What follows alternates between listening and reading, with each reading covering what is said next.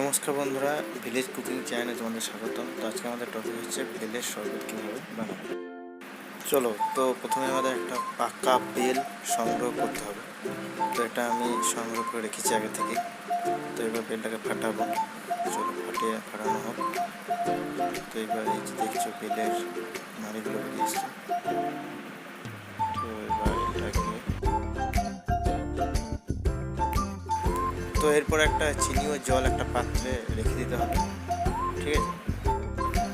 তো এবার আমরা বেলের মাড়িগুলোকে এক জায়গায় বার করে ওই পাত্রতে রাখবো, যেখানে জল চিনি দিয়ে রেখেছি, ঠিক আছে। তো বার করে রাখছি।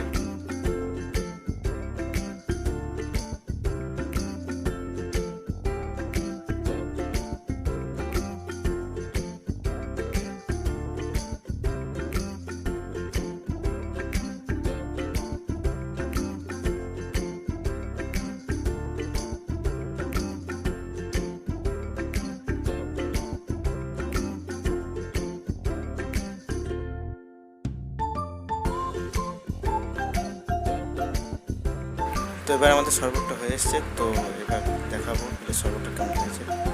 এই দেখো, একদম দারুণ খেতে হয়েছে, সুন্দর। দেখতে পাচ্ছ তোমরা, ঠিক যেভাবে বাড়িতে বানাও আর খাও, ঠিক আছে।